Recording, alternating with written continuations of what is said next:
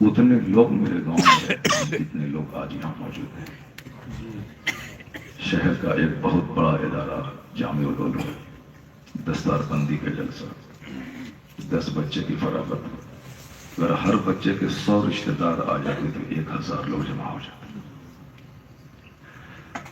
تو حالات بدل گئے، اس لیے زیادہ ٹینشن لینے کی ضرورت نہیں ہے. جو لوگ نہیں آئے، جو آ گئے وہ اللہ کا شکر ادا کریں کہ بگڑے ہوئے ماحول میں کم سے کم جلسہ سننے کی توفیق تو آپ کو مل گئی. سبحان اللہ. نہ آنے والے کا کوئی شکوہ نہیں، آنا تھا. جلسہ مسلمانوں کا ہو رہا تھا. اس فتنہ و فساد اور مصیبت کی گھڑی میں جلسہ ہو رہا، جہاں ساری دنیا ہمیں مٹانے کا پلان بنا رہی ہے.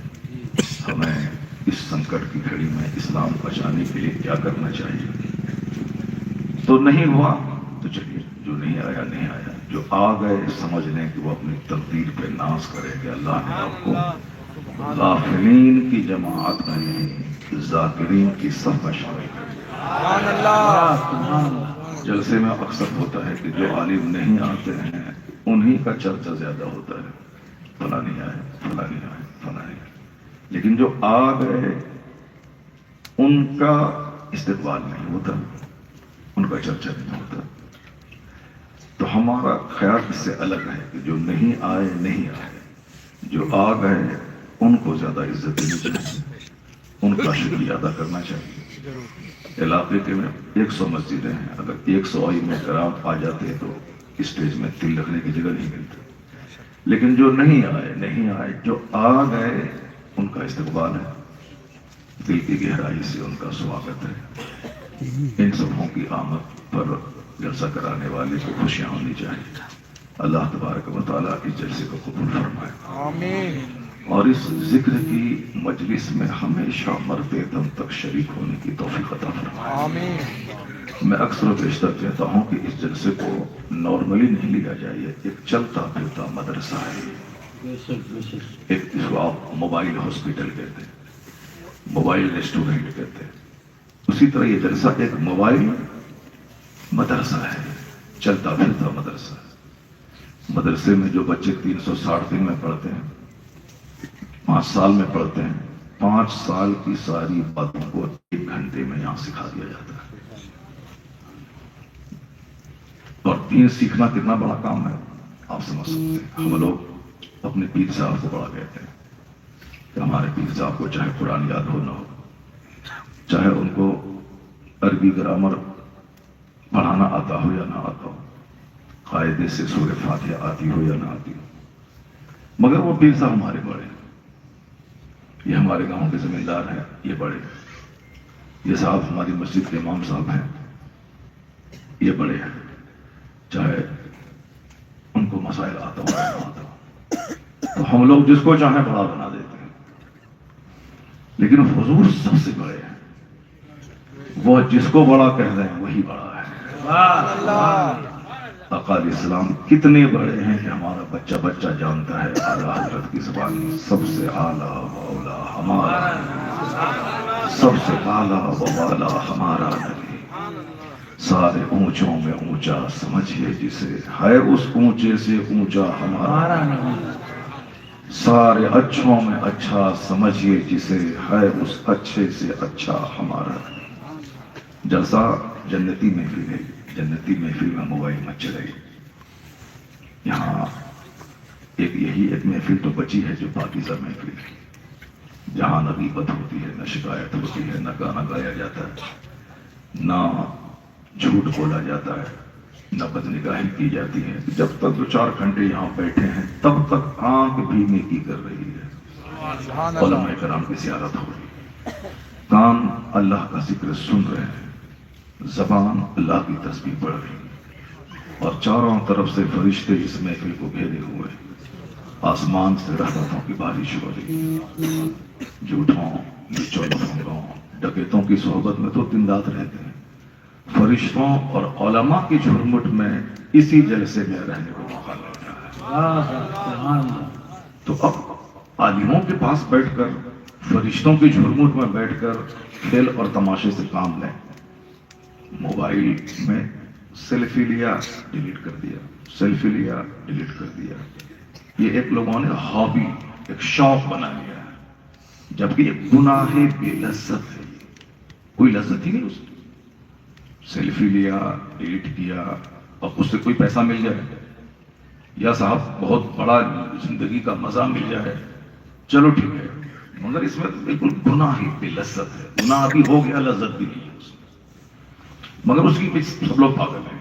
चलो काफिरों को पागल होने दें, मुशरिकों को पागल होने दें, यहूद व नसारा को पागल होने दें, क्योंकि उनको जन्नत जाना नहीं है, उनको इसी दुनिया में मौज मस्ती कर लेना है, यहीं खा पी करके, और इसी दुनिया में मर के यहीं से आग शुरू है उसके लिए।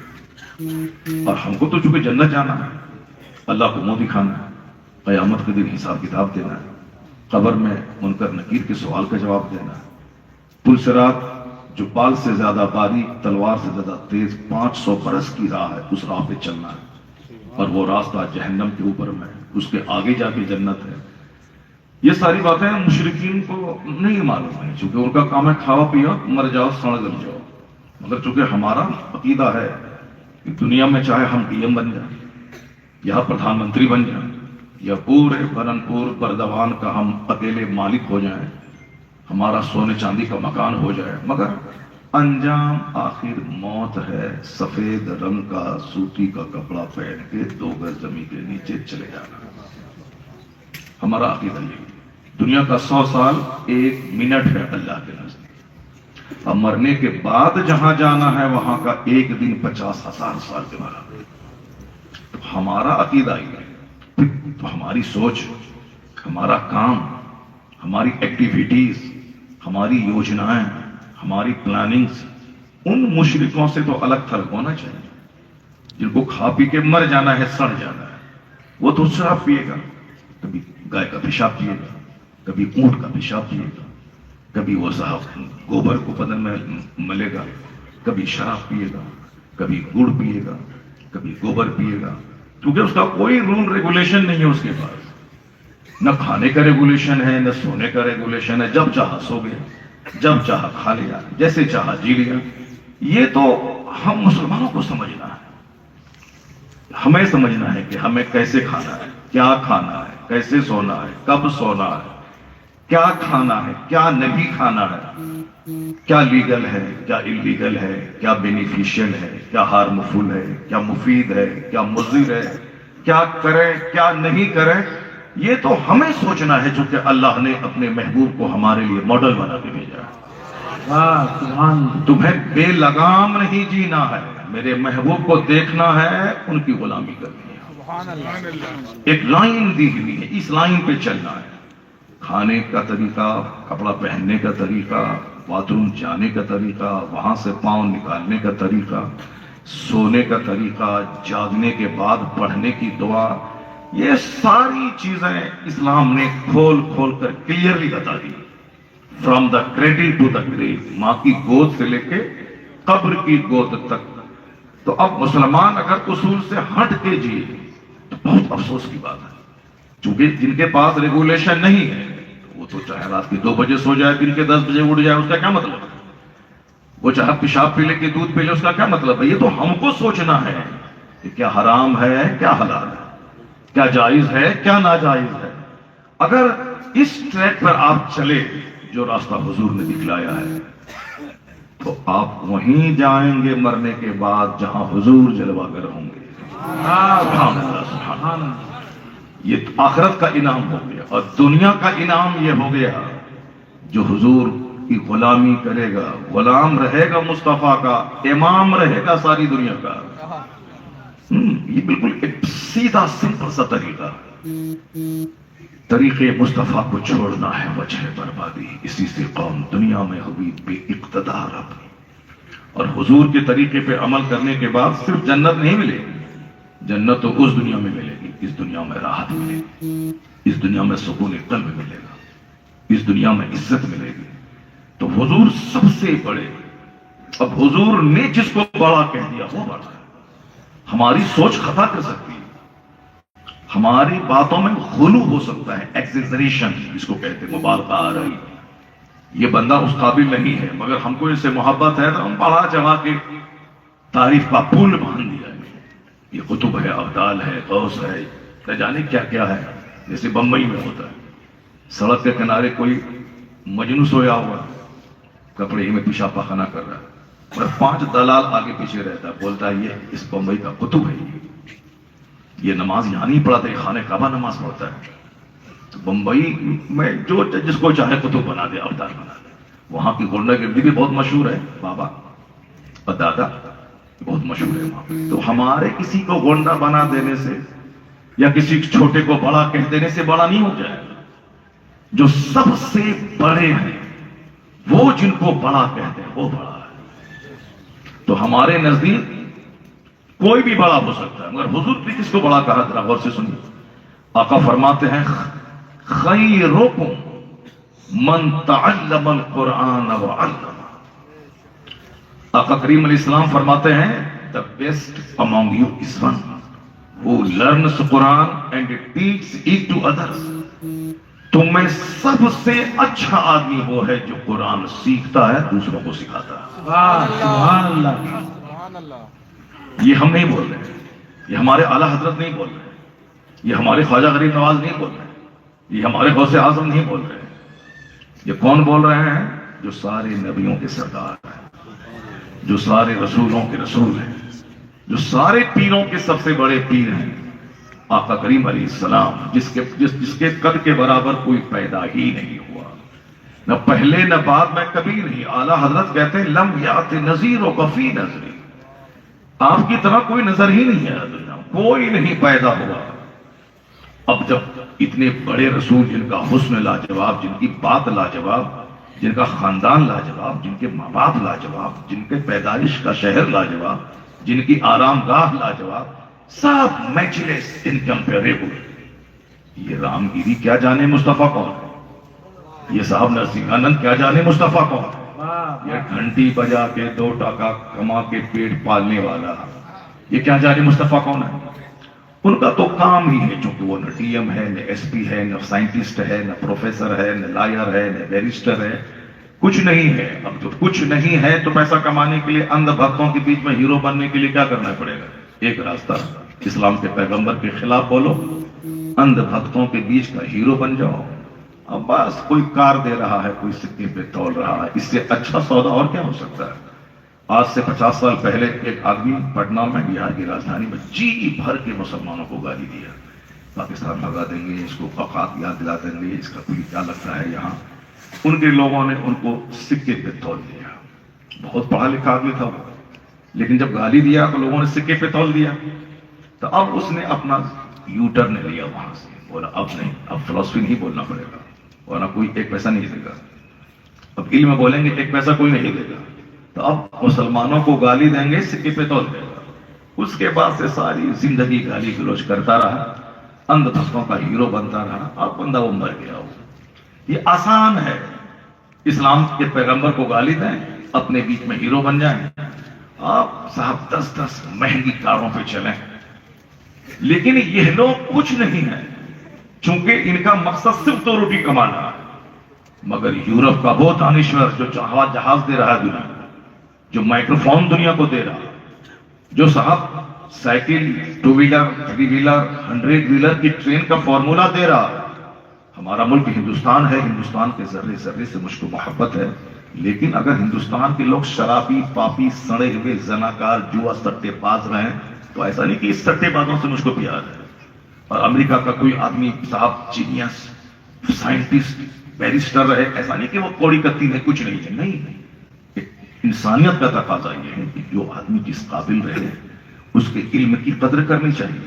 مائکروفون میں بول رہا ہوں انڈیا میں، لیکن دینے والا ڈیوڈ ہکس ہے 7 سمندر پار کا. ماننا تو پڑے گا کہ جس مائک سے ہم فائدہ اٹھا رہے ہیں، ساری مسجدوں میں جمعہ کے دن خطاب ہو رہا ہے، لاکھوں آدمی کو میں اپنی بات سنا رہا ہوں، تو اس کا تو احسان ماننا پڑے گا. اگر وہ یہ ایجاد نہیں کرتا تو آج ہم اپنی بات لاکھوں تک کیسے پہنچاتے؟ ہوائی جہاز امریکہ کے 2 بھائی نہیں بنا ہے، لیکن آج کروڑوں مسلمان اس سے چل کے عمرہ کے لیے جا رہے ہیں. سب سے زیادہ مسلمان فائدہ اٹھا رہے ہیں اس سے. ماننا تو پڑے گا کہ جس نے بھی دماغ جلا کے یہ سواری دی ہے، اتنا بڑا کام کیا ہے کہ ہم لوگ 7 دن سمندر میں رہتے تھے اور ابھی 7 گھنٹے میں کلکتہ کے دمدم سے مدینہ پہنچ جاتے ہیں. وہ سواری تو اس کا مطلب ہے کہ ماننا پڑے گا کہ بڑا کام کیا اس نے. تو جہاں سے ایروپلین آ رہا ہے، جہاں سے صاحب مائکروفون آ رہا ہے، جہاں سے کمپیوٹر آ رہا ہے، جہاں سے یہ ساری چیزیں آ رہی، وہاں کے دانشور کے پاؤں کی دھول کے برابر یہ نہیں ہے جو ہمارے پیغمبر کو گالی دے رہا ہے. یہ ان کے پاؤں کی دھول کے برابر یہ نہیں. اب اس نے کیا کہا میرے پیغمبر کے بارے میں، ذرا غور سے سنیے.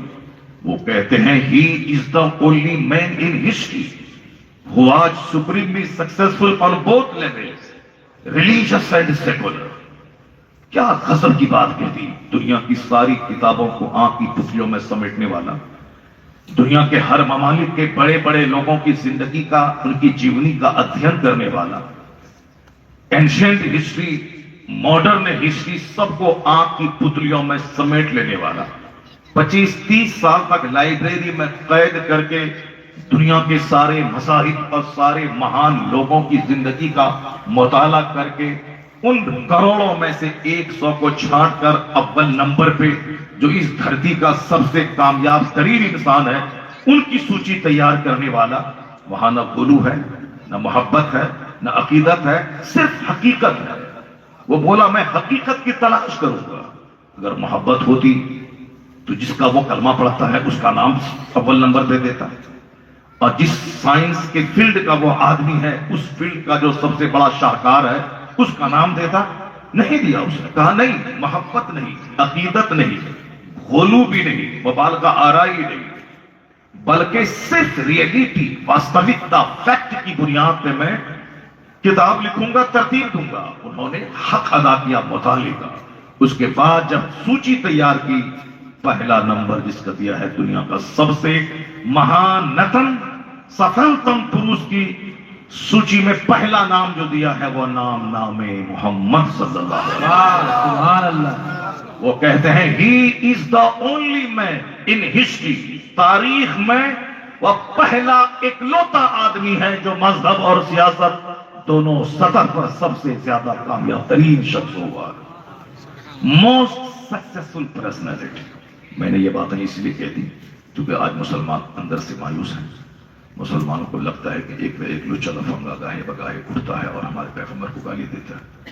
تو ہر پاگل کی بات کا جواب نہیں دیا جاتا ہے. پاگل راستہ چلتے کوئی ہمارے اسلام کے خلاف بولے گا تو ہم اس کے پاس کتاب لے کے دوڑ جائیں گے، نہیں تم غلط بول رہے ہو. تو ہم سے بڑا پاگل کوئی نہیں ہوگا. پاگل کی بات کا جواب نہیں دیا جاتا ہے. پاگل کا جواب ہے خاموشی. اور اگر اس کا ادیب کچھ بول رہا ہے تو میرا ادیب جواب دے گا، ان کا شاعر کچھ بول رہا ہے تو میرا شاعر جواب دے گا. ایسا نہیں کہ ہر آدمی اپنے ہاتھ اس میٹر کو لے کے چلا گیا تھانے میں پتھر بازی کرنا شروع کیا. تو وہ گالی بکنے والا تو وہ باہر رہے گا، یہ پتھر مارنے والا جیل میں سڑنے لگے گا.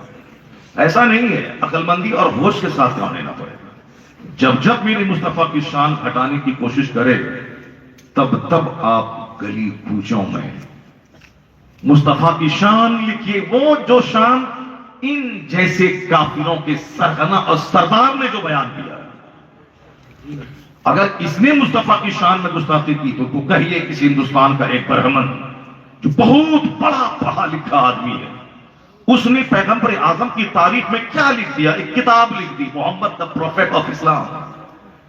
اس نے اس کتاب میں لکھا all these magnificent roles in these departments of human activities, he is like a hero. آپ اس کو دیوار میں لکھ دیجیے، آپ اس کو ہائی لائٹ کیجیے. تمہاری اوقات تو کچھ نہیں ہے، لیکن یہ جو کروڑوں کو پڑھایا لکھایا ہے اور تم جیسے کروڑوں کو پڑھا سکتا ہے، اس نے میرے پیغمبر کے بارے میں ریمارک یہ کیا ہے کہ انسانی جیون کے ہر چھیتر میں جو یوگدان اسلام کے پیغمبر نے دیا ہے اس کو دیکھ کر کہا جا سکتا ہے اس پرتھوی کا لاجواب انسان کوئی ہے تو محمد عربی کی ذات کے نام. سبحان اللہ. یہ اگر کوئی حضور کو گالی دے تو آپ 1 کروڑ بار مصطفیٰ پہ درود بھیجنا شروع کر دیجیے. سبحان اللہ. اگر کوئی ہمارے پیغمبر کی شادی کے خلاف بولتا ہے تو آپ پیغمبر کی شادی کے فوائد پہ بتانا شروع کر دیجیے. اما کے پتھر لیا اس کے گھر پہ مارا اور خود جا کے سڑ گیا، گل گیا، مر گیا. نہیں، ہر چیز کا ایک جواب ہوتا ہے، حکمت ہوتی ہے. ہمارے یہاں چونکہ حکمت کم ہے، جذبات زیادہ ہے. مائک کی آواز تو 1 کلومیٹر جا ہی رہی ہے، بلا وجہ چیخنے کی کیا ضرورت ہے؟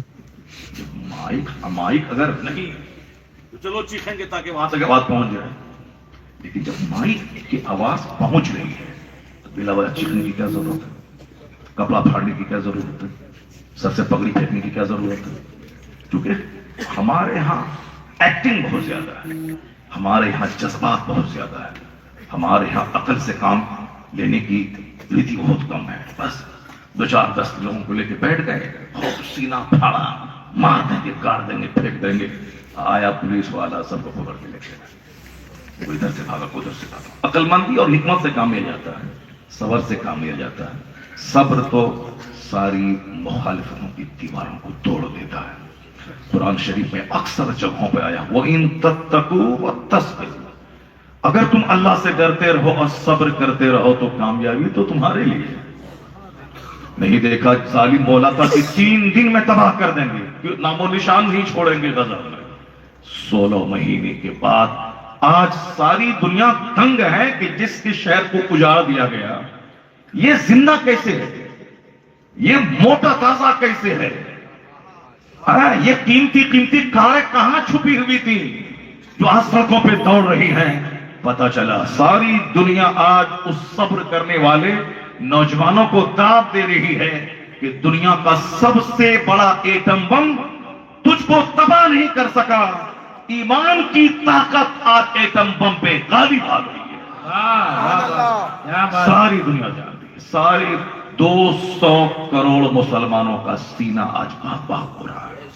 ان کلروں کو سلام کر رہا ہے مسلمان، ان کی بہادری کا لوہا مان رہا ہے مسلمان.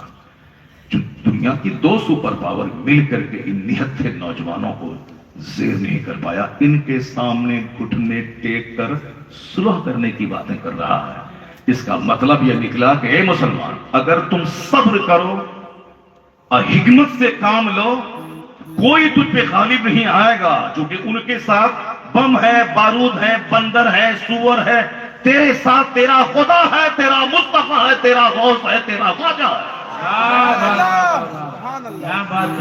وَإِن تَتَّقُوا وَتَصْبِرُوا، اگر تم تقوی اختیار کرو اور صبر کرو. ہمارا ایک چیپٹر ختم ہوا کہ حضور سب سے بڑے ہیں. حضور جو بات کہہ دیں وہ بات سب سے بڑی ہے. زور سے بولی سبحان اللہ. اور سے سنیے تو پھر تقریر ہماری تھوڑی سی لمبی ہو جاتی ہے. بہت سارے لوگ تو آدھا گھنٹہ میں ساری باتیں کہہ جاتے ہیں، لیکن ہم نہیں کہہ پاتے، ہم سے نہیں ہو پاتا ہے. ہم سے آدھا گھنٹہ 1 گھنٹہ کے بعد گفتگو شروع ہوتی ہے. ہاں اس لیے سے تھوڑا صبر کرنا پڑتا ہے میری گفتگو. آپ صبر کریں گے؟ آپ اور میری بات صبر کریں گے تو قرآن کے عجائبات آپ کے سامنے میں رکھوں گا، ونڈرز آپ کے سامنے. ایک مطالعہ، ایک چیپٹر قرآن کا جس سے ہمیں روحانی خوراک ملتی ہے، جس سے ہمیں روحانی توانائی ملتی ہے.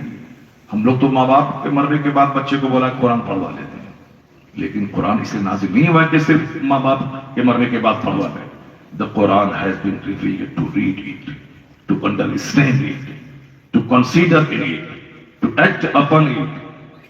قرآن نازل اسی لیے ہوا ہے تاکہ اس کو پڑھا جائے، اس کی آیتوں میں غور کیا جائے. اللہ نے کیا فرمایا؟ تبارک وَأَنزَلْنَا إِلَيْكَ كِتَابٌ مُبَارَكٌ، ہم نے آپ پر وہ کتاب نازل فرمائی جو برکت والی ہے. کیوں نازل کی؟ لِيَدَّبَّرُوا آیَاتِهِ، تاکہ اس کی آیتوں میں دماغ لگائیں، اس کی آیتوں میں غور و فکر کریں. وَلِيَتَذَكَّرَ أُولُو الْأَلْبَابِ، دماغ لگانے کے بعد نصیحت وہاں سے حاصل کریں عقل مند لوگ، وہاں سے حکمت کے موتی حاصل کریں. نعت خوانی زیادہ لوگ اسی لیے پسند کرتے ہیں چونکہ وہاں دماغ لڑانے کی بات نہیں ہوتی، وہاں صرف مزہ لینے کی بات ہوتی. قوالی صرف پسند کی جاتی کیونکہ وہاں ڈھم ڈھم رہتا ہے، ہارمونیم طبلہ باجا رہتا ہے. بیوقوفوں کی جماعت ڈھم ڈھم سنتی ہے، اور بیوقوفوں کی جماعت ہارمونیم اور طبلہ باجا کے پیچھے پاگل ہے. ڈانس سریما ہال میں 200 روپے کا ٹکٹ لے کے 3 گھنٹہ بیٹھ کے آنکھ کو گناہوں سے سیکتے رہنا، اس سے بڑا گدھا کوئی ہوگا دنیا میں؟ اپنا پیسہ دے کے 3 گھنٹہ بیٹھ کے آنکھ کو زنا کا سامان کرواتے رہے، اس سے بڑا احمد کوئی ہوگا؟ کفار و مشرکین کا چونکہ کوئی مقصد حیات ہی نہیں، اس کا ایم آف لائف نہیں ہے، انجوائے کرنا اس کا مقصد ہے. اسی لیے وہ سمندر کے کنارے جاتے ہیں، ننگے ہو کے ڈبکی لگایا اور سمندر کے بالوں پر جا کے لیٹ گیا، انجوائے ہو رہا ہے، زندگی کا مزہ لے رہے ہیں. بیوقوف ایسے ہی انجوائے لیتا ہے. عقل مند لوگ ایک ایک منٹ کو قیمتی سمجھتا ہے. عقل مند لوگ دنیا کے نظاروں سے نصیحت حاصل کرتا ہے. وہ سمندر کے کنارے ننگا ہو کے ڈبکی لگا کے سو کر کے ہاہو کر کے انجوائے نہیں کرتا ہے، بلکہ سمندر کے کنارے مصلی بچھا کے نماز پڑھ کے کہتا ہے مالک کتنی بڑی قدرت ہے تیری کہ سمندر کے کنارے بمبئی جیسا مہان شہر تو نے آباد کر دیا. سبحان اللہ. اور اگر وہ سمندر کا پانی 10 فیٹ بلند ہو جائے تو سارا شہر اس کی آغوش میں ڈوب جائے گا. سبحان اللہ. بے وقوف اسی سمندر کے کنارے بدکاری کر رہا ہے، زنا کرتا ہے. ہل اسٹیشن جہاں نیچے گرمی میں بدن جل رہا، ہل اسٹیشن پہ برف گر رہی ہے. ہمارے گھر کے بغل میں ہے ادھر کون پہاڑ بولتا ہے اس کو، سلیگوڑی کے بغل میں جو پہاڑ، دارجلنگ کا پہاڑ. اگرچہ ہم آج تک نہیں گئے ہیں، ابھی 10 دن پہلے پروگرام میں گئے تھے تو اسی علاقے سے گزر رہے تھے، مگر دارجلنگ پہاڑ پہ نہیں چڑھے ہیں. فرصت ہی کہاں ہے جلسہ جلوس سے کہ دارجلنگ پہاڑ گھومنے کے لیے جائیں. وائف بولتی ہے کہ ہم گھوسی سے آپ کے پاس آ گئے اور بغل میں دارجلنگ، ہمارے یہاں سے لوگ گھومنے آتے ہیں اور آپ بغل میں ہم کو لے کے نہیں جاتے ہیں. ہم مت جاؤ وہاں پہ، دارجلنگ پہاڑ مت دیکھو، بس مدرسہ دیکھو، گھر دیکھو، اس کے بعد مر جاؤ جنت میں جا کے دیکھنا وہاں. کیا یہاں پہاڑ دیکھنا. تو میں کہہ رہا ہوں کہ بے وقوف پہاڑ پہ جا کے جب کہ وہاں مئی جون میں نیچے بدن جل رہا، بازو میں پہاڑ ہے، وہاں برف گر رہی ہے، تو عقل مندی کا تقاضا یہ تھا کہ وہاں پہ مصلی بچھا کے نماز پڑھ کے کہتا مالک نیچے بدن جل رہا ہے، یہاں برف گر رہی ہے، کس قدر تیری نعمتیں ہیں اس پہاڑ پر، یہاں تو سجدہ کرنے کو جی چاہتا ہے. جہاں سجدہ کرنا چاہیے وہاں پہ وقوف زنا کر رہا ہے. کاٹمانڈو پہاڑ پر ہے، زناکاری کا اڈا ہے. اوٹی تمل ناڈو میں خوبصورت شہر ہے، اوٹی پہاڑ پہ آباد ہے، زناکاری. سمندر کے کنارے گوا بمبئی میں زناکاری. گارڈن جس کو دیکھنے کے بعد دل کھل جاتا ہے. شالیمار باغ، نشاد باغ، یہ 2 باغ ہیں کہاں کشمیر میں، سری نگر میں. بیچ میں اتنا بڑا، اتنی بڑی جھیل پوری دنیا میں کہیں نہیں. جھیلوں کا شہر سری نگر میں جھیل. اب وہ جھیل میں جہاں چاروں طرف شہر ہے بیچ میں جھیل ہے، تو وہاں وضو کر کے کنارے نماز پڑھنا چاہیے. یا اللہ چاروں طرف شہر اور بیچ میں جھیل نہیں. اب وہاں بوٹ میں جھیل کے اندر بندہ زنا کر رہا ہے. تو دنیا کورونا نہیں آئے گا تو کیا آئے گا؟ سارا گھر جیل نہیں بنے گا تو کیا بنے گا؟ اللہ کی خوبصورت دنیا ہمیں پیغام دیتی ہے کہ جب بھی باغ میں داخل ہو جاؤ، جب جاؤ گلمرگ، جب جاؤ نشاط باغ، بے وقوف تو ہنستا ہے، انجوائے کرتا ہے، عورت کے پیٹھ پہ ہاتھ دے کر کے ایسے ایسے کرتا ہے. لیکن عقل مند کیا کرتا ہے؟ عقل مند وہاں مصلی بچھا کے نماز پڑھ کے کہتا ہے معبود جب یہ دنیا کا باغ اتنا حسین ہے تو جنت کا باغ کتنا حسین ہوگا. کیا بات ہے. یہ جو تماشا زناکاری کا، جن سے ٹی شرٹ پھٹا ہوا پہننے کا، اچوما چاٹی کا جو ہو رہا ہے، یہ سب بے وقوفوں کی کہانی، سب گدھوں کی کہانی. عقل مند سوچتا ہے، عقل مند غور و فکر کرتا ہے. عقل مند کو فرصت کہاں ہے 24 گھنٹے گٹکا چبانے کی. میں نے ایک مفتی صاحب سے پوچھا تھا بنارس میں، صاحب آپ پان کیوں نہیں کھاتے ہیں؟ کہا شہریار جتنی دیر پان چباؤں گا اتنی دیر میں 10 بار درود پڑھ لوں گا. واہ واہ واہ. سبحان اللہ. بس پیسہ کمانا، گاڑی خریدنا، مکان بنانا، بیوی کو لے کے بازار میں گھومتے رہنا اور دوسرے مردوں کو دکھاتے رہنا، اور دوسرے مرد گھر میں آ جائے تو بس مولانا صاحب کے پاس تعویذ لینے کے لیے آ جانا. ایک مولانا صاحب کہہ رہا تھا لکھنؤ میں کہ ایک مولوی صاحب کی تعویذ بہت مشہور تھی، دوسروں کو پیار میں پھنسا نہیں. اس کی اپنی بیوی کو دوسرا پڑوسی لے کے بھاگ گیا.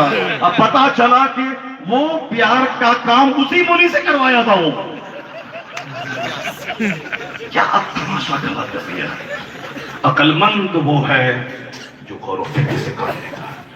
عقل مند وہ ہے جو غور و فکر سے کام لیتا ہے. اللہ نے اتنی بڑی وشال پر دنیا کو پیدا کیا تاکہ میں درخت کو دیکھوں، میں پہاڑ کو دیکھوں، میں ندی نالے کو دیکھوں، میں اگنے والی فصلوں کو دیکھوں، میں ڈیزرٹ کو دیکھوں، میں ماؤنٹین کو دیکھوں، میں اوسین کو دیکھوں، میں کسی شرابی کی ذلت کو دیکھوں، میں کسی بادشاہ کے بیٹے کے بھیک مانگنے کو دیکھوں، اور کسی بھیک مانگنے والے، چائے بیچنے والے کا سنہاسن پر بیٹھ کے راج کرنے کو دیکھوں. وہاں سے نصیحت کے موتی حاصل کروں. اس لیے قرآن نازل ہوا ہے تاکہ آیتوں کو پڑھو، غور کرو، نصیحت وہاں سے حاصل کرو اور ایک اچھا انسان بن کے دنیا میں جیو. جنت میں چلے جاؤ. واہ واہ واہ. اب میں قرآن کی ایک آیت پہ غور کرتا ہوں. دیکھیے کیا کیا وہاں سے پتہ چلتا ہے. آپ کی توجہ ہونی چاہیے. اب ایک مطالعہ قرآن کریم کا بس ایک آیت میں پڑھتا ہوں. دیکھیے وہاں سے کس قدر نصیحت کے موتی ملتے ہیں اور اللہ نے کیا کہا. کیونکہ ہم لوگ کہانی کی زبان زیادہ سمجھتے ہیں اور قرآن شریف میں بے شمار کہانیاں موجود ہیں. اب ان کہانی کے ذریعے ہمارے لیے عبرت کی خوراک اس میں رکھی گئی ہے. اللہ نے فرمایا ان فی ذالک لآیات لأولی الالباب. ان کہانیوں میں ان باتوں میں عقل مندوں کی آنکھ کھلنے کی بات ہے. بس ایک چیپٹر کھولتا ہوں اس کو غور سے سنیے گا. پھر اجازت ہوگی تو دوسرا چیپٹر کھولوں گا, نہیں تو پھر میں تقریر ختم کر دوں گا اگر آپ کی توجہ ہوگی. بس دیکھیے سورہ یوسف قرآن شریف میں ہے. ہمارے علماء کرام علماء کرام سب ہم سے بڑے ہیں. ہم تو ایک چھوٹا موٹا وائس ہیں. یہ لوگ تو 24 گھنٹے پانچوں نمازیں باجماعت مسجد میں پڑھتے ہیں. ہم اسی لیے ان کو بڑا کہتے ہیں. پیر صاحب کو جو قرآن پڑھنا نہیں آتا اس کو تو جاہل بڑا کہتا ہے, مگر جو قرآن سیکھے سکھائے اس کو مصطفیٰ بڑے کہتے ہیں. واہ واہ واہ واہ. اس لیے کوئی جاہل پیر بڑا نہیں ہے.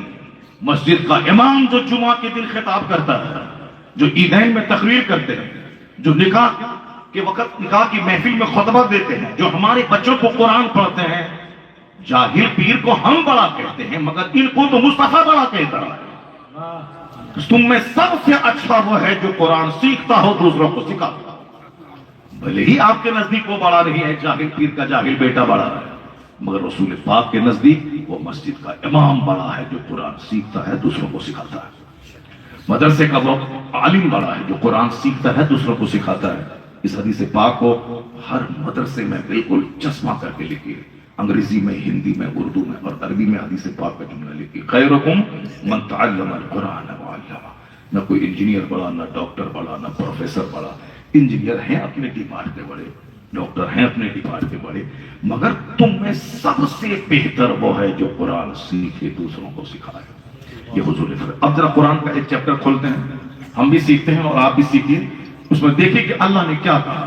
سورہ یوسف اکثر لوگ اس کو سنتے ہیں نماز میں, چونکہ الف لام را تلک آیات الکتاب المبین یہ سب کو معلوم ہے. حافظ قرآن بھی عشاء فجر میں وہی پڑھتے ہیں. جو بیچارہ مولانا جس کو 10-20 صورتیں یاد ہیں وہ بھی اسی کو پڑھتے ہیں.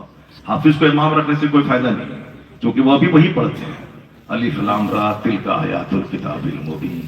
اور جو مولانا صاحب ہیں وہ بھی وہی پڑھتے ہیں, الف لام را تلک آیات الکتاب المبین لقد جاءکم رسول من انفسکم. مولانا صاحب بھی وہی پڑھتے ہیں. اور آپ ہی جی رکھے تھے تاکہ ہر مہینے میں ہر نماز میں الگ الگ سورے پڑھیں گے, کیسے ہوگا؟ اس سے تو مشق چاہیے, پریکٹس چاہیے. نماز میں حدر کے ساتھ رمضان میں سنا دینا اور ہے, ترتیل سے نماز میں تلاوت کرنا اور ہے.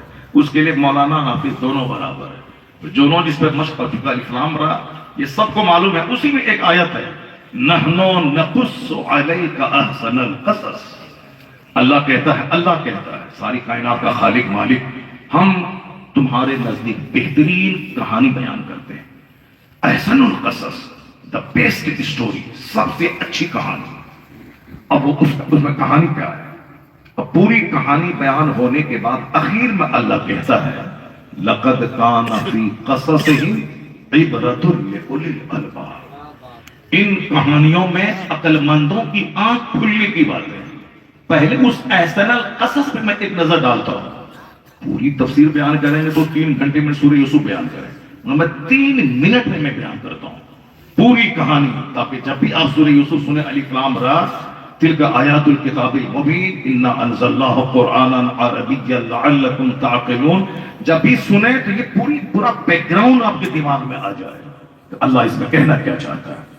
اور اگر آپ نے غور سے سنا تو آپ کی طبیعت مچل جائے گی, اور آپ ضرور اس موجودہ وقت میں جو آپ کو ڈھارس بندھانے کے لیے جو جملے چاہیے, جو باتیں چاہیے, وہ یہاں سے ساری باتیں مل جائیں گی. ہم لوگ احساس کمتری کے شکار ہیں, ہم لوگ نرفسنس کے شکار ہیں, ہم لوگ مایوسیت کے شکار ہیں, ہم لوگ ڈپریشن کے شکار ہیں. اور یہ فطری بات ہے, کیونکہ ایک طرف دبانے کی اور بریسٹ کی باتیں ہو رہی ہیں, دبانے کی, نکالنے کی, بھگانے کی, ہمارے ڈیولپمنٹ کے چھیننے کی, ہمارے خلاف میڈیاز پہ بیانات باتیں ہو رہی ہیں. اب ہم اپنے مستقبل کے بارے میں ہم چنتت ہیں, فکر مند ہیں, ہمارا بھوشیہ کیا ہوگا, ہمارا مستقبل کیا ہوگا. لوگ نروسنس کے شکار ہو گئے. ذرا دیکھیے اللہ کیا کہتا ہے, نحن نقص علیک احسن القصص, میں بہترین کہانی سناتا ہوں. کہانی یہی ہے, حضرت یعقوب علیہ السلام, یعقوب علیہ السلام کے 10 بیٹے, ایک بیٹا جناب یوسف علیہ السلام, دوسری بیوی سے ان سے بہت پیار کرتے تھے, چونکہ ان کی ماں نہیں تھی, بہت پیار کرتے تھے. ماں کا پیار, باپ کا پیار, دونوں ان کو دینا ہے. اب دوسرے بھائیوں کو تھوڑا سا رشک ہوا, آپ اپنی زبان میں کہتے ہیں حسد ہوا, رشک ہوا کہ باپ کی چاہت ان کی طرف زیادہ ہے. ایک بہانہ لے کے باپ سے ان کو لیا کہ لے جاتے ہیں تفریح کے لیے, گیا لے جا کے انہیں میں ڈال دیا. نہ یہ رہیں گے نہ باپ کا سارا پیار یہ پائیں گے, ہم لوگوں کی طرف باپ کی توجہ نہیں ہے. تو بھائیوں نے ایک عام انسانی کمزوری کے تحت جناب یوسف علیہ السلام کو لیا اور جا کے کنویں میں ڈال دیا. اور پھر وہاں سے کپڑا لے کے کہا کہ ان کو بھیڑیا کھا لیا. جناب یوسف علیہ السلام, جناب یعقوب علیہ السلام نے صبر کیا. اپنے بیٹے کی جدائی میں اتنا روئے کہ آنکھ کی بینائی چلی گئی, کیونکہ بہت محبت تھی. ایک قافلہ آ رہا تھا, قافلہ آیا, وہاں خیمہ لگایا, پانی پینے کی ضرورت ہوئی, کنواں میں گئے. جب ڈول سے نکالا پانی تو یوسف علیہ السلام اس ڈول سے نکل گئے. سبحان اللہ, اتنے خوبصورت تھے جناب یوسف علیہ السلام, بالکل وائٹنیس تھا آپ کے حسن میں, آپ کے حسن میں صباحت تھی, یعنی وائٹنیس تھا. اور آقا علیہ السلام کے حسن میں ملاحت ہے, نمکینیت ہے. اس لیے اعلیٰ حضرت نے کہا, حسن کھاتا ہے جس کے نمک کی قسم ہے, وہ ملیح دل آرا ہمارا. وائٹنیس حسن میں جس میں اجلا پر ہو, صباحت ہو, اس سے زیادہ پرکشش حسن ہوتا ہے ملاحت. ملاحت, آقا علیہ السلام کے حسن میں ملاحت تھی. اس لیے آقا علیہ السلام کے حسن کے بارے میں سیدہ عائشہ نے کیا کہا, سیدہ عائشہ نے کیا کہا, جناب یوسف علیہ السلام کے حسن کو دیکھ کر تو لوگوں نے, عورتوں نے انگلیاں کاٹ ڈالی. اگر وہ مصر کی عورتیں میرے سرکار کو دیکھ لیتی تو اپنے دلوں کو کاٹ ڈالتی. کیا بات, کتنا حسن میرے سرکار کا تھا. جناب یوسف علیہ السلام کو آدھا حسن دنیا کا دیا, اتنے خوبصورت. ڈول میں نکلا, قافلہ والا دل سے خوش ہوا اور اس کو لیا اور مصر کے بازار میں جا کے بیچا. بعد عزیز مصر نے خریدا اور اپنے گھر میں لیا. خوش نصیب ایک ناز کرنے لگے کہ ایسا حسین و جمیل شہزادہ میرے گھر میں آ گیا. جیسے جیسے جوانی کی طرف بڑھتے گئے, عزیز مصر کی بیوی زلیخا عاشق ہو گئی. اگر اللہ رب العزت نے جناب یوسف کو اس گناہ سے بچایا, کتنے پیغمبر ہیں دنیا میں, سارے پیغمبر, ان کی ماں, ان کے باپ, سارے لوگوں کو اللہ نے زنا کی نحوست سے بچایا ہے. کافر ہونا الگ چیز ہے مگر زنا کرنا الگ چیز ہے.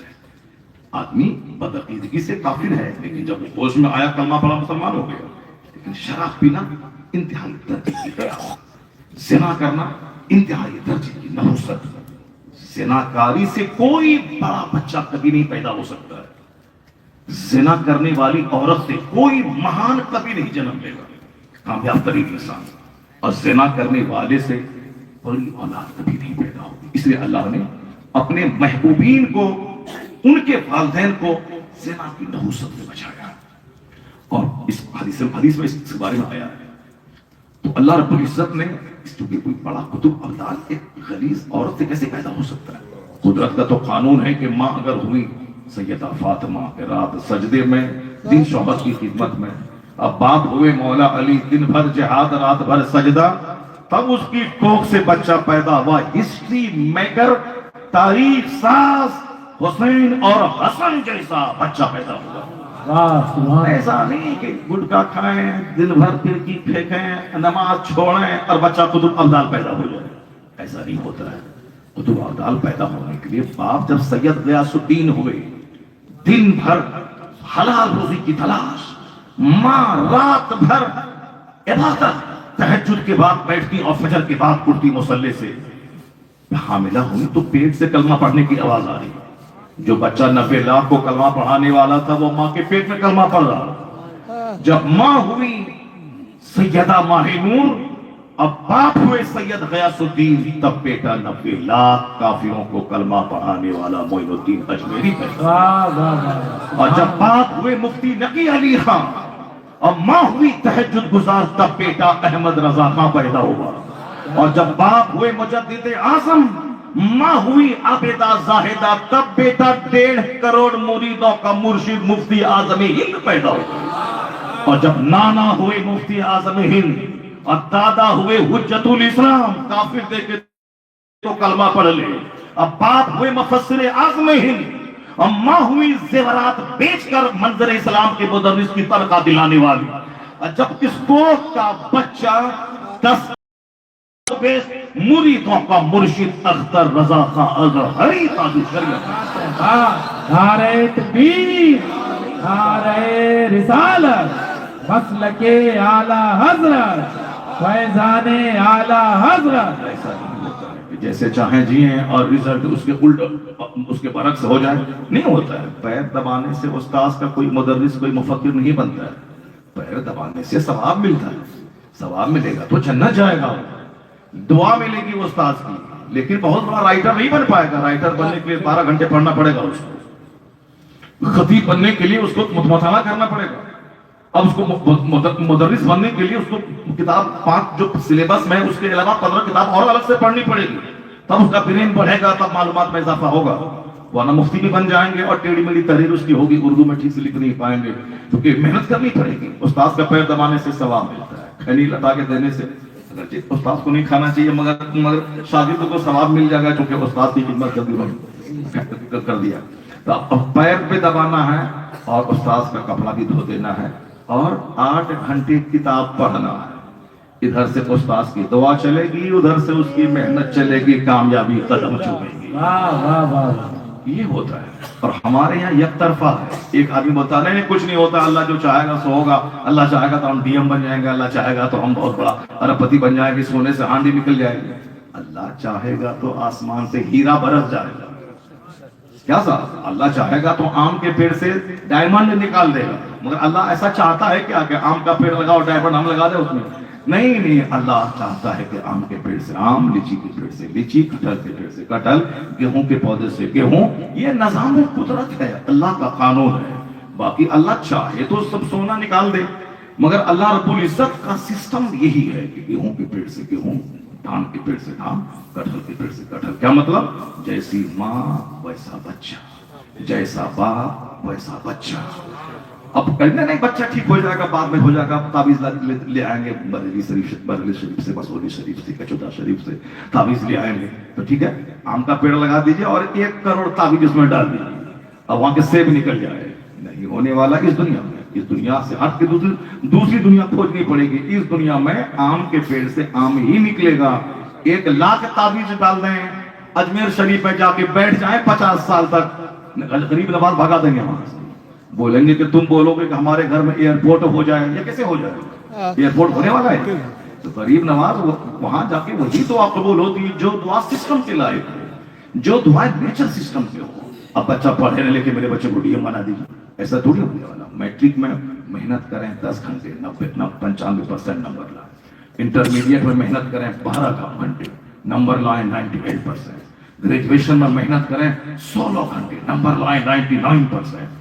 اس کے بعد اب آئی ایس کمپٹیشن میں بیٹھنا ہے، ریزلٹ شاندار ہے، میٹرک، انٹرمیڈیٹ، گریجویشن کا، اب بیٹھنا ہے پی ٹی میں۔ اب چلا گیا بندہ اجمیر برنپور سے کہ بابا میں نے محنت میں کوئی کمی نہیں کی ہے، میں نے 10 گھنٹے پڑھا، میں نے 12 گھنٹے پڑھا، میں نے 16 گھنٹے پڑھا، بس دعا فرما دے حضور۔ غریب نواز مچل کے دعا کر دیں گے قبر میں، ادھر سے اس کی محنت جائے گی، ادھر سے غریب نواز کی دعا چلے گی، کامیابی قدم چومے گی۔ واہ واہ واہ، کیا بات ہے، بہت یہی ہے دنیا کے ہر سسٹم میں یہی ہوتا ہے۔ ایسا نہیں کہ تعویذ لا کے دے دیں، لوہان صبح جلا دیں اور ڈھیر گراہک آ جائے، ایسا نہیں ہوتا ہے۔ چاہے 1000 پانی چھیٹو اور لوہان جلاؤ، گراہک نہیں آنے والا ہے۔ گراہک کب آئے گا؟ منہ شیریں، کیا بولتا ملک گیری، زبان شیریں، منہ اچھا رکھیے، اصول کے پابند بنیے، گراہک سے اچھا سلوک کیجیے، مال اچھا رکھیے، گراہک کو تازہ تازہ کڑا کڑا نوٹ اس کو دیجیے۔ سڑا ہوا نوٹ دیں گے پھر دوبارہ کبھی نہیں آئے گا۔ جیسے 100 روپے اس نے دیا اور آپ نے بالکل پھٹا ہوا 50 روپے نوٹ اس کو دیا، 10 روپے سڑا ہوا دے دیا، پھر دوبارہ کبھی نہیں آئے گا۔ اگر آپ اس نے 100 روپے دیا، 50 روپے کا سامان خریدا، تو آپ نے دوسرا 50 روپے کھوج کر کے نیا کرنٹ نوٹ دیے، پھر دوبارہ دوڑ کے وہ آئے گا۔ یہ ہے گراہک کو خوش کرنے کا طریقہ. گراہک کو خوش کرنے کا طریقہ. تجارت کے بھی اصول ہوتے ہیں, زراعت کے اصول ہوتے ہیں. دینا چاہیے 10 کے جی یوریا تو دے دیں, 20 کے جی یوریا تک ڈھیر فصل پیدا ہو, ساری فصل جل کے راکھ ہو جائے گی. دنیا کا سارا کام سسٹم سے چلتا ہے. اب ذرا غور سے سنیے, سسٹم ملاحظہ کیجیے. اللہ رب العزت سارا سنسار چلاتا ہے اور اپنے بڑے لوگوں کو گناہوں سے کیسے بچاتا ہے. یہ دنیا میں جائیں گے, کروڑوں کو کی رہنمائی کریں گے, کوئی آدمی ان کی شخصیت پہ انگلی نہ اٹھائے. ہاں, غریب ہونا کوئی عیب کی بات نہیں ہے, بلکہ زناکار ہونا, شرابی ہونا, سود کھانا یہ عیب کی بات ہے. آپ رہیں غریب اصول کے پابند, کرائے کے گھر میں رہیں, حلال کھائیں, آپ کی زیارت کے لیے آسمان سے فرشتہ آئے گا. واہ واہ واہ. اگر آپ حرام کھا کے برنپور میں سب سے بڑا 10 منزلہ مکان بنا لیا, فرشتہ تو اس گھر میں آئے گا نہیں, شیطان کا بسیرا رہے گا. اور جب شیطان کا بسیرا رہے گا تو کبھی چین نہیں ملے گا, چہرے پہ پھپڑی پڑے گی, چہرہ کالا رہے گا, سماج میں ذلیل ہوں گے, شیطان کا اڈا رہے گا, بال بچے خاندان سب تباہ ہو جائیں گے. اور دعا بھی قبول نہیں ہوگی اگرچہ 50 حج کر کے کعبہ میں چلے جائیں, کیونکہ طریقہ ہے کہ حلال کھا کر اپنے محلے کی مسجد میں دعا کر, اگر حج فرض نہیں ہے تو مت جا کعبہ. حلال کھا کے محلے کی مسجد میں جو دعا کرے گا, حرام کھا کے کعبہ کے اندر جو دعا کرے گا وہ دعا رد ہو جائے گی. حلال کھا کے محلے کی ٹوٹی مسجد کی دعا قبول ہو جائے گی. واہ واہ واہ, کیا بات ہے. یہ اسلام کہتا ہے, یہ اسلام سکھاتا ہے. بس عمرہ پہ عمرہ ٹھوکے جانا ہے, پیسہ حرام کا ہے, جھوٹ کا پیسہ, جھوٹ کا پیسہ, صاحب دوسروں کو ٹھگنے کا پیسہ. اب یہ عمرہ ٹھوک رہے, 50 عمرہ کر لیں نہیں قبول ہوگا. کیوں؟ حرام کے پیسے سے جانے والا. فَيُنَادِي مُنَادٍ مِّنَ السَّمَاءِ, آسمان سے آواز لگاتا ہے فرشتہ, لا لبیک ولا صادق زادک حرام وحجک مردود. جیسے ہی احرام باندھتا ہے اور لبیک کہتا ہے بندہ, فرشتہ آواز لگاتا ہے, لا لبیک, تیرا لبیک قبول نہیں, تیری حاضری قبول نہیں ہے, تیرا سفر کا سارا خرچہ حرام کا ہے, تیرے حج کو تیرے چہرے پہ مار دیا جاتا ہے. دنیا میں جان گئے حاجی صاحب, حاجی صاحب, حاجی صاحب, اللہ کے نزدیک کوڑی کی 3, کوئی ویلیو نہیں اس کا. قیامت کے دن پتہ چلے گا کہ صاحب انہوں نے جو حج کیا پیسہ بھی دیا, کوئی اجر بھی نہیں ملا. پاک مال, نیک ارادے سے, دنیا جانے نہ جانے میرا رب جانے. 5 وقت کی نماز پڑھنے مسجد جاتا ہوں, کون سا مالا پہن کے کون 5 گاڑی پہ جاتا ہوں. نماز فرض ہے, پڑھ رہا ہوں, حج فرض ہے, چلا گیا روتے ہوئے کعبہ. یہ حج مبارک کا بورڈ ہے, یہ 5 دن سے گانا چل رہا ہے, یہ گاڑی آگے پیچھے ہے, جانے میں نماز چھوٹ رہی, آنے میں نماز چھوڑ دیا سامان کھوجنے کے چکر میں. یہ کون سا حج ہوا؟ حج مبارک, حج مبارک, حج مبارک. وہ حج نہیں ہے, حج ہے وہ پاک مال, پاک ارادے سے نکلا. جیسے لبیک کہتا فرشتہ آواز دیتا ہے, جاؤ جاؤ, تیرا سفر کا خرچہ حلال کا ہے, تیری نیت پاکیزہ ہے, تیرا حج قبول ہے, اور حج مبرور کا بدلہ جنت ہے. حج مبرور کا بدلہ جنت. اس لیے ہمارے امام صاحب لوگ بھی عمرہ کے لیے زیادہ لالائیت نہ ہو جائے کہ ٹاکا دیجئے, آپ کا ٹاکا مدینہ میں خرچہ کریں. لا حول ولا قوت الا باللہ العلی. کیا بات ہے, ٹاکا دیجئے. یہ مدینہ کا نام لینا ہے اور بھیک مانگنا کام ہے, نشانہ ہے پیسہ لینا. مدینہ کا نام لے لیا تھا کہ لوگ پیسہ دینے لگے, آپ پیسہ دیجئے مدینہ میں خرچہ کریں گے. لا حول ولا قوت الا باللہ العلی العظیم. مدینہ جانے کے لیے دوسروں سے بھیک نہیں مانگنا ہے, حج کرنے کے لیے قرضہ نہیں لینا ہے. حج سفر فرض نہیں ہے, نماز فرض ہے, پہلے جو فرض ہے وہ پڑھیے.